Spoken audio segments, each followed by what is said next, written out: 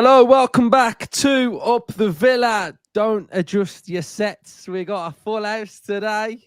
Hannah, Ryan, been on about 3 or 4 holidays. We're all back. And the weird thing about this is the season starts next month. That is weird, right? So on today's episode, I've phrased it on the thumbnail a wish list. But you could also say expectations or non-negotiables. So at home, we want 3 things that you want to see happen next season. They don't have to be on field. They can be off field. They can be anything that you want to see. And we're all going to discuss that. So if you are new, make sure you're subscribing, smash the likes, comment your thoughts. Hannah, we'll get stuck into it then. What would be your first one? I'm feeling a bit rusty. I've got stage fright, so I've had to make notes for this. So I've had a bit of a detox from football, bit of a switch off, which I always like to do after the final whistle, last game of the season. Love a switch off, and then, like you say, Luca immediately seems to be back in it a month to go and starting to think about next season. And it's a bit of a funny one because I think at the end of the season, I was in a bit of a weird place with Villa in terms of wasn't sure whether to be happy with the season overall or whether I was a little bit disappointed. So thinking about this episode and what I wanted from next season, it was, did we want much of the same? Is it just a few things, a few sort of like pieces to the puzzle that we're missing? Or is there like a grander scheme here at play that Villa need to kind of take a big jump this season? So I think one thing that kind of first of all came to mind was somewhat a continuation of something we've seen last season and somewhat the season before, which was I want to see us go unbeaten at home throughout all of the campaign. Now, I would probably caveat that that's unrealistic. So I'll say in the Premier League. We obviously nearly did it last season. It was just that Arsenal game, which I actually didn't go to. It was the one home game that I missed. So I'm going to try and get to all of them this year and be the lucky charm. But I just think that it was the home form last season that really probably kept us going when things got a little bit slippy, and away performances we were struggling at points, and I think that home advantage really did carry us through at times. So that was kind of the first thing that I wrote down, a continuation but a slight improvement. Let's go unbeaten. If anything, I think one of your season predictions previously, Luke, was that we're going to not lose a game or we're going to win every game at home. So I think we've got to a point now that Villa Park is a fortress, and going into a season, perhaps it's not unreasonable to think that we can have such a good home record. Yeah, perfect. That sort of seamlessly leads me on to mine, and it's Aston Villa's away form, which I really want us to be able to improve. I think at times we're good. You know, when we went on that run towards the end of the season, Bournemouth, Everton's doing well and winning games. But I think last season it was a bit of a problem for us to really not implement our game plan and our style, because I think that's what Unai wants to do. And you know, if I look back at away games, I think control, possession, grow into it. But I actually feel like that's a little bit sort of like at the detriment to us. I think when we can compare in home and away Villa, there is a stark contrast. And I know at home you're probably more comfortable, etc. But I would like to just see us a little bit better. I'd like to see us more aggressive, stop allowing teams to have that little bit of momentum.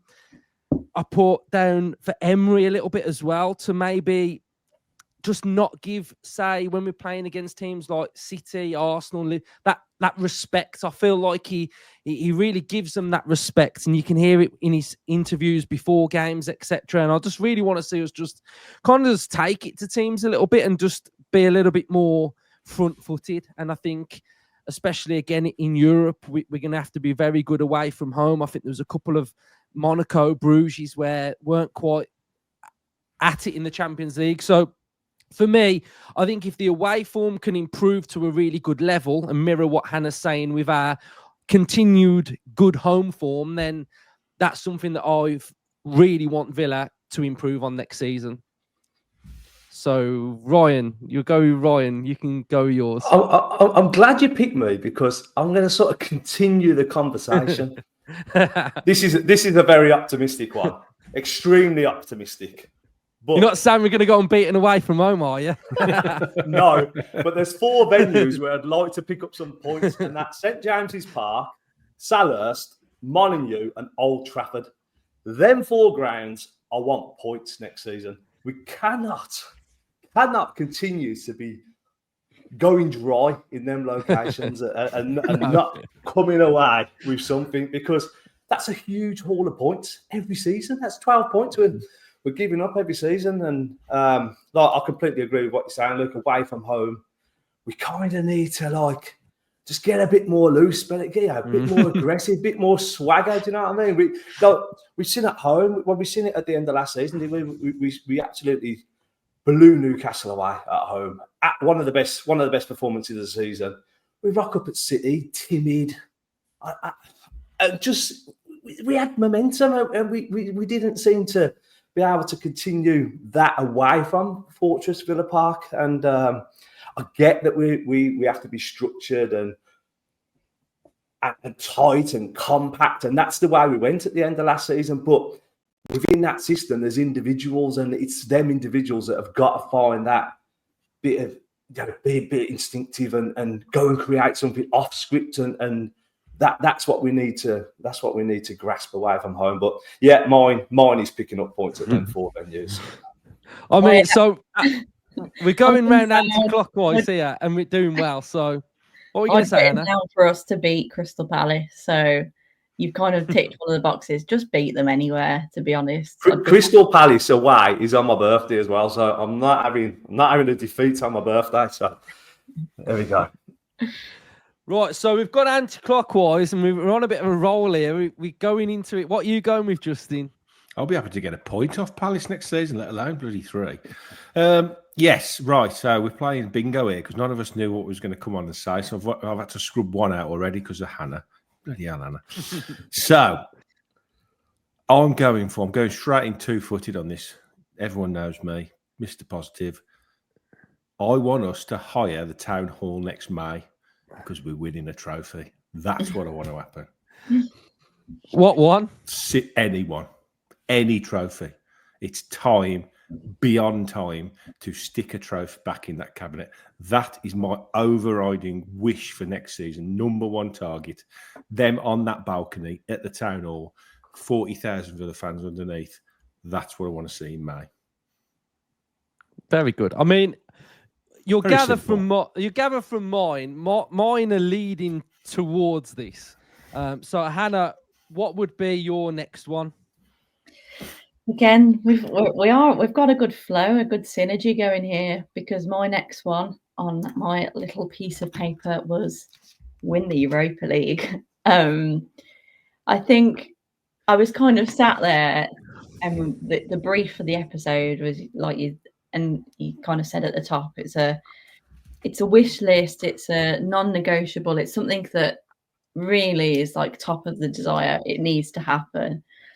And I sat there thinking, is it unrealistic for me to say that we're going to win a trophy? But I think it goes beyond that now. I think it's beyond what Villa are capable of and what Villa have to do.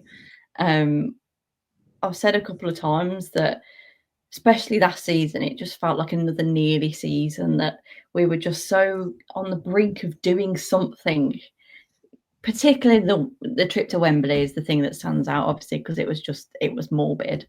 But even in some of those final clenching moments against PSG at home, when you think we're going to be able to get through to the semi-final of the Champions League, it was another nearly season, and I would just love for it to finally not be that, because you just felt it in sort of late March, early April.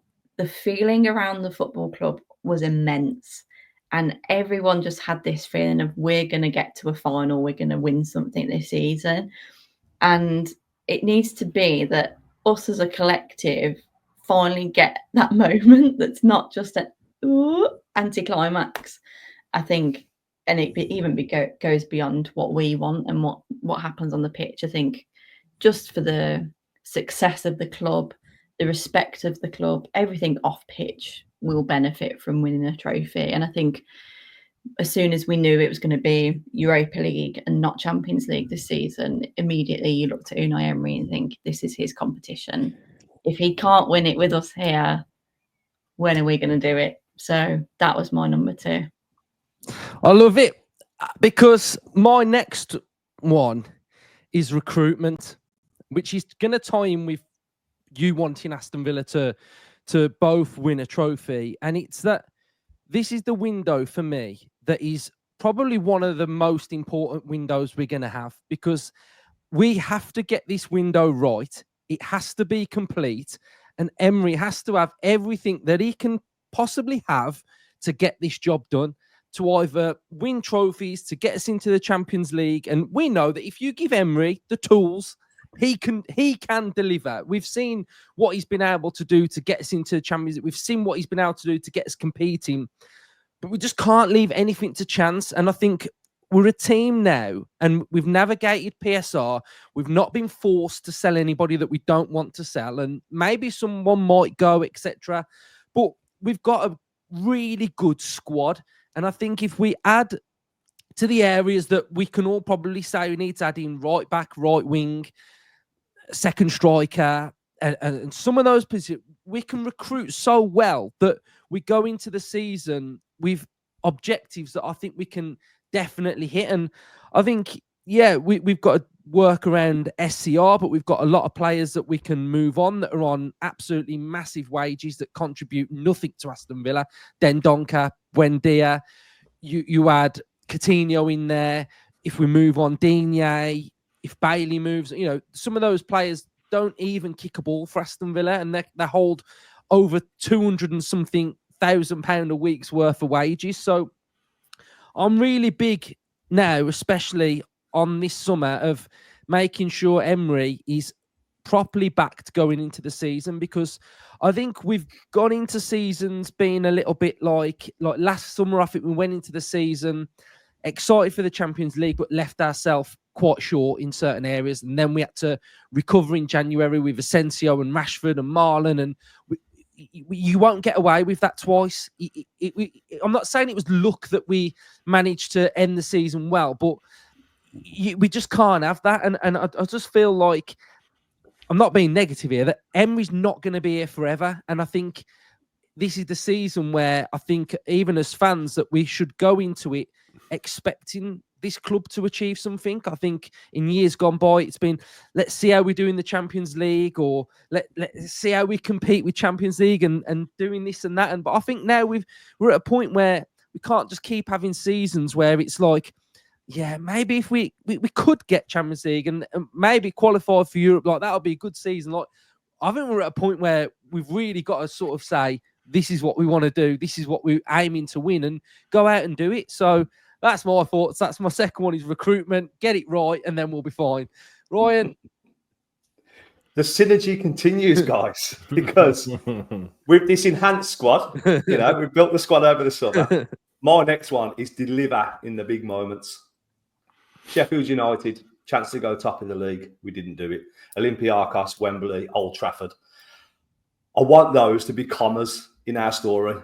It can't be a full stop. This has got to be something that we look back on and go, okay, we went through this and we finally landed in this destination. And like you guys have mentioned, that's a trophy. That's Champions League qualification again. And that's something that we've got to be aiming for. I think Unai is very clear that Europe in the league has always been his priority. And I think that will be maintained this season again. I think the expectation is we go for Champions League again. I think that's what Emery will be expecting. And with that ties in the European competition and the domestic competition. And yes, I want to attack the Europa League as well. I'd love nothing more to see us win that. But I do think it'll be very, very difficult. Like, don't let Man U and Tottenham get into the final for you, because they basically give up the league last season, and that is all they concentrated on. They finished like 15th and 17th, and you look at when West Ham won the Conference League, that they give up on the Premier League and that they went all in for the Conference. Chelsea did it last season, but they played like a reserve squad for the first half of the European competition. So it will be a very, very difficult competition to go and win, but we're one of the favourites. And with the experience that we've built over the last 2 seasons, and obviously Emery's know-how of this competition and winning it 4 times, we've put ourselves in a superb position. But for me, the mentality now has got to be spot on. The tactical execution in these big moments, in these big games.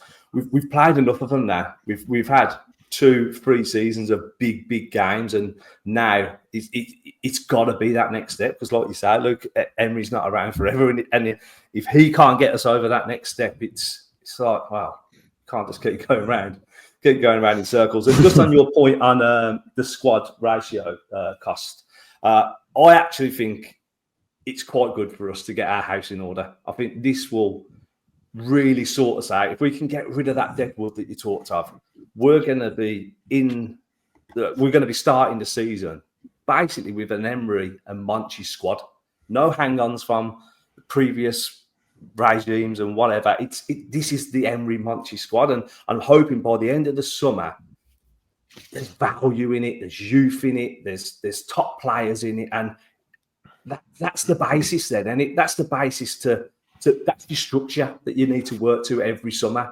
It's like we've been scrambling around for the last few summers, but hopefully this is the one where it all gets put in order, we're all settled down, and then you feel like the youth won't be far behind them, will they? A couple more summers, that youth team that's done so well, they're going to be knocking on the door and stuff like that, and then hopefully then that squad then just remains tight. So yeah, looking forward to it. I'm going to jump in for my last one, because my last one is mentality. So I feel like I can't go away from you, because mine's exactly the same. And I've got written down here, mentality, it's good, but lacking.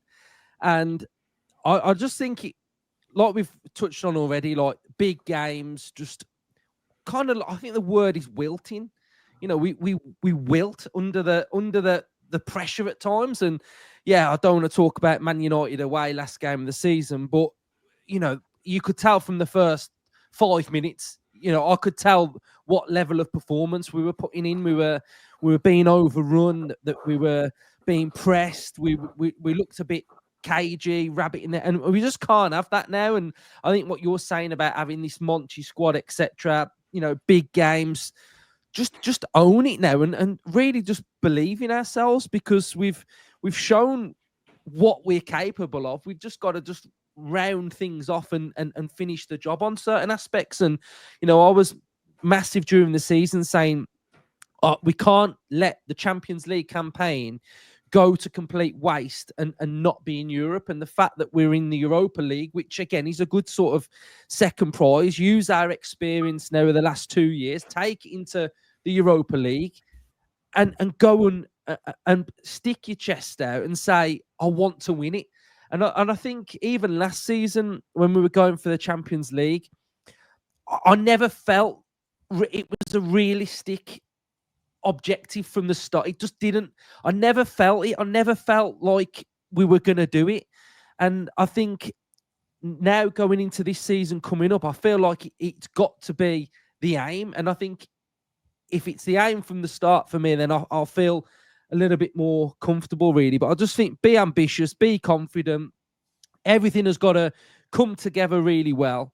And yeah, no time for failure now. I think we've used a lot of seasons with Emery now. We've built a lot. We've gained a lot of sort of know-how in different areas. And I think going into this season, it has to be the one where we start to see that shiny trophy at the end, or we get Champions League again. Because, you know, we were all right last year and we level on points with Newcastle, and, you know, they got Champions League. We weren't even a million miles off it. And I don't even think we were that good for half the season, you know, some of the results that we had. So, yeah, just collective from me, away form, mentality, and recruitment, and I think we'll have a really good season. But yeah, easier said than done. But there we go, Justin. I'll just enjoy listening to you guys. I've missed you guys so much. Come on, right. I'll just say this now. It does feel like a pivotal summer, and I agree with all of you saying that. It feels like a pivotal summer, and not getting Champions League, whilst it was a bit of annoying at the end, it does feel like it's going to sort out the squad. I think I sort of agree with what Ryan said. This summer feels like it's sort of given players that are a bit like this. We're hearing so many rumours about so many of our better players now going, oh, fancy move here, fancy move there, maybe. That it's almost giving them an excuse now to go, okay, it's time for me to move on. So I think we'll start the season with exactly the squad that he wants. I think, this financial jiggery pokery that we've managed to do has allowed them now this freedom to go out and hopefully, finally, after 5 windows under Emery, get the squad that he wants, because it's not his squad yet, is it? And there's lots of players still from previous eras. So for me, huge summer ahead. But my second thing is, it sort of feeds in with what Ryan and you were just saying. I want next season to start the season match day 1 with defensive improvement. I want that mentality to be clean sheet from day 1. I want that to be ingrained in this squad, like imprinted on their heads as they go out. You cannot win anything if you've got a leaky defence, because you'll be always playing catch up. And at least half of last season, until we sort of wised up after Christmas, we just put ourselves in so many bad positions by conceding early, first shot on target, and then conceding late, stupid goals, and which would have easily qualified us for Champions League. So for me, this season, that back 5, whoever it is that starts the first game of the season, and it feeds into what you said, Luke, mentality monsters. All that matters today for that back 5 is keeping that ball out of that net. Let everybody else sort out the rest of it, but we need to make sure we keep clean sheets. I think the big thing is that obviously we've got pre-season coming up, and I imagine Unai, he's probably watched the season again about 3 times, seen all the highlights, watched every game back, and analysed everything. So Ryan, I'll kind of ask you a question based on what Justin's saying. Then, that defence at times last season was bad. That first shot on target that went in, it must have been over 15 times. I've never seen anything so ridiculous in all my life, but it was a pattern that I don't even know how you stop happening. Because sometimes it was going in on 35, 40, 60, 10, first shot in 5 minutes. And so we've seen a bit of a continuation with Emery of different sort of tactics, and high line and then no high line, and then last season was a bit of not even in between, just a bit, a bit random. But what do you kind of want to see from that element of the defending? Yeah, them goals were freaky, really. When you look back now and think how many we conceded, it's a freaky stat, man. It really is. But we did have a lot of injuries, didn't we, in that defence? The amount of partnerships we had, even freakier. Like, at one stage it was Bogard and Boubacar Kamara as centre backs. So the synergy in defence all season was out of sync until probably about February, March time, when we kind of got everybody back. And having that personnel back is what kind of settled it all down. And I think really at the start of the season, we, like you say, we dropped that high line, so everyone was a bit deeper. We're playing out from the back a bit deeper. The spaces that the players were, the distances between them, we were spreading out the pitch a bit more. So the further you pass a football, the bigger chance it has of getting cut out. And we were seeing a lot of that at the start of the season. It weren't until really February time we sort of like squeezed back in a bit, didn't we? We went with a narrow front three, and it all become a bit more compact, and we sort of lost that bit of flair up top as well. Then it all just become too narrow. So I feel like there's going to be an evolution up top. The defence will sort itself out, I think. I think we're going to see a back 2, wide full backs, whether they're come inside in different phases of the game, etc. But I think the front line, I think attack sometimes is the best form of defence. But I feel like there's going to be I feel like the defensive structure will be worked on, because my last and final item on this wish list was improved goal difference. Like last season, we were scored. I wrote the figures down here. We was averaging 1.53 goals a game compared to the Champions League season where we qualified for the Champions League, where we was getting 2 goals a game. So it's a huge drop off, and that there is where we've got to improve. It's the goals more so, because the goals conceded, we actually conceded less goals last season than the season we qualified for the Champions League. And that was 10 goals. That's a 10-goal difference. But the drop-off in scoring goals. I think that was... I mean, you look at Watkins' goal contributions, fine. Rodgers, fine. Tielemans chipped in with a good amount. But then you go into looking at the other numbers. Bailey, nothing really. Ramsey, 4 goals. McGinn, hardly any. Yeah. You know, we need more goals from everywhere else. And exactly, yeah. You are right. And look, we didn't qualify for the Champions League because we lost out to Newcastle on goal difference. You know, we finished on the same amount of points. We knew, didn't we? We knew come Christmas time, January time, when we was in negative goal difference and we were in the top 6, 7. You know, something's not quite right there. But it hurts in the end. Hannah, did you have another one or not, or did you kind of already say it? It's very funny. I had 5 more written down, and I thought, right, I'll get to the end. I'll see what everyone else has said, and there'll be one left that no one else has said. Let me read them out to you. Go on then. Big team mentality. Yep, ticked Check. off. Offloading players. Now, Check. just I'll briefly expand on this because I thought this was a really interesting point. I think our recruitment in general in the Monchi era has been quite good. I think what as a club we have never really been good at is offloading players at the right time for the right fee. And I know every club always has, sorry to say, dead weight lingering around. It's just what happens. But it feels like we've got a lot of players that need to go. It hits on the squad cost point. We need to get rid. And I think that does give us that little refresh that we need. Then one of the others I wrote was win the first game of the season. I think that makes such a big impact. Obviously, that's against Newcastle. It'd be a great game to win. That touches on Justin's point around not conceding. One of my other points was a little bit unique, but on a similar vein about having a regular back 4. Now, obviously, tactically or whatever, you're going to make changes. And this is a wish list, so I know people are going to get injured. But in an ideal world, if I could design this, I would say we need to have a really solid and consistent back 4. Because if you look at what happened, as Ryan's just touched on, the period around the turn of the year where we had Bogard, Kamara, everyone interchanging it at centre back, there is absolutely no surprise that that's where we just seem to take a slump. So I think it's really key that we keep a really fit and healthy defensive structure this season. And then finally, which was actually my favourite point, which has also been covered, was let's not concede from the first shot on goal. This drove me insane all season. It was getting to the point where it was almost comical. And I was telling people who weren't Villa fans around the stat because it just kept ticking on. And they were like, no way is that true. And I was like, it is. Believe me, it is.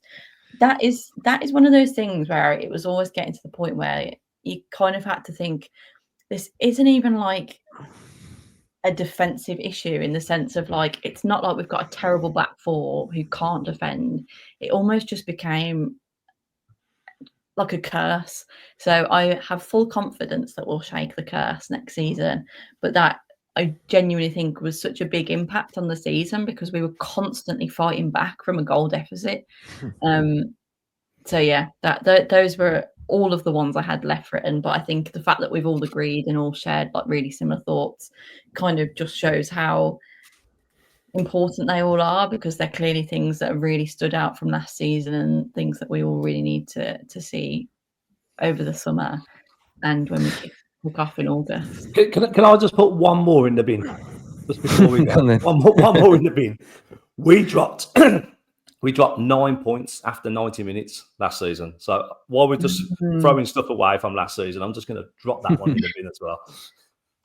Room Yeah, 101. it actually felt like, you know, when we conceded that first shot on target, it actually, you know, that Anton Deck sketch that they do when like they're in the booth and they're like, just felt like we were going, right, just have a pop, or the Villa defense like just moving out of the way. And I remember like the guys that sit by me, like we would, there'd be a shot on goal and we'd be like, was that the first one on target, or is it one gone wide? And that's what we talk about. But yeah, so it's the most freaky thing I've ever seen at Villa. So I imagine it can't go on into next year. It can't go on like this, can it, Mick?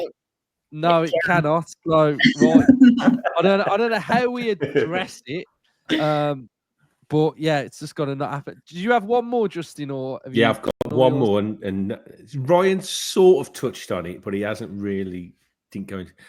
I would love one of the under-18s to break through this season. This is probably the best under-18s team I have ever seen at Villa. It is incredible. The quality in that team. We've seen already this week, I think they've announced another one today. It's Ashton Williams has signed a new deal. TJ Carroll signed a 3-year contract, which is pretty much unheard of recently, to have a 3-year contract. And I know for a fact that clubs like City have been sniffing around him. So they've had to tie him down because he's got that much potential. And like, I know you like Tristan Rowe, Luke, Jimo Aloba, Ben Brogio. He's the one, Justin. Jimo Aloba. I think it's easy. I was going to do an episode on this, but I haven't had time. But I feel like with him, there's a position for him, like in the attack, like on the left, or he's a floater. You know, and I think it's very difficult for some of these lads that are central midfielders to really get in this team when you've got Tielemans, Kamara, Onana. But he's the one, and we started to see it a bit with Kellyman when he was involved in a couple of like Conference League squads, and he came on a couple of times. And I'm with you. I would really like to see someone given a little bit of a chance to grow into this team, because you look at Spurs, you know, that's what they did quite well last year. That they put in Mikey Moore, you know, Bergvall came through. There was that one game that they played at home when I think Ange changed the whole team, and it was loads of kids against some Scandinavian pub team, and like there were just loads of kids that were playing, and that they won the game. And I just think it's something that we've got to see, really. Just some. Definitely. I mean, most of these 18s now, you know, with the now the manager now of the 18s now taking over the 21s, so they've let the 21 manager go. So he basically he's now stepped up. I forgot his name. The ex-Albion Jimmy Shan, that's the one. So I think we're going to see this progression now of that team into the 21s. And we saw Sam Proctor, the keeper, making the bench a lot last season. Like I said, Ben Brogio, Rory Wilson has now committed himself to the club after a massive standoff for about 6 months. So he's back in the fold again. And then the two sort of central defenders, Mosquera, is it, and Oscan, who's now in. Interesting to see what we do with those two. Caden Young still around. And then below that, you got players like Jack McGrath that's coming through. And I was talking to one of the guys down the Villa, the last home reserve game of the season, and he mentioned a player's name who's below them. I can't remember his name for life. We'll have to ask him again. And he said he is unbelievable. He said he's the standout player coming through. So it's so important, whilst we are doing the business in the transfer market at the top end of the club, that we're seeing the fruits of the labour of all this work we're doing, buying these players in. Redmond, I can't say his first name, but Redmond coming in, you know, what do we do with him? You know, when we're seeing the likes of Nedeljkovic coming in, but they're not making the grade, then they're going on loan, and we're making a little bit of profit on them. So this turnover of quality players is so important for the club. And if we can get 1, 2, or 3 of these players into the first team as well, it's going to be massive. It's going to be absolutely huge, honestly. So I really think one of these could make the breakthrough this season. Yeah, I definitely agree. Does anyone else want to add any points before we round off, or are we all good? Very comprehensive, I think. I generally thought one of you was going to say. I generally thought one of you was going to say, I really want Justin to not predict a win for every single game this season. I thought that's never going to happen, though, isn't it? No, there's no point suggesting that. No point whatsoever. Right, so it's great to have you all back, and yeah, we're going to just keep the content going, etc. So I think we've all made some really good points of what we want. I think, to be honest, I think we've. We didn't speak about this show before we did it. I just said pick 3 things each, but we've all sort of been on the same line. So I think we all know almost like we know each other really well, isn't it? It is, yeah. But it's I think it's good that we're all sort of on the same page, that we've not even chatted about what we were going to pick. So it'd be interesting to see what everyone else has picked in the comments. So just want to say cheers, everyone, for watching. Hit the like button, subscribe, comment your thoughts. Up the Villa. Up the Villa. Villa.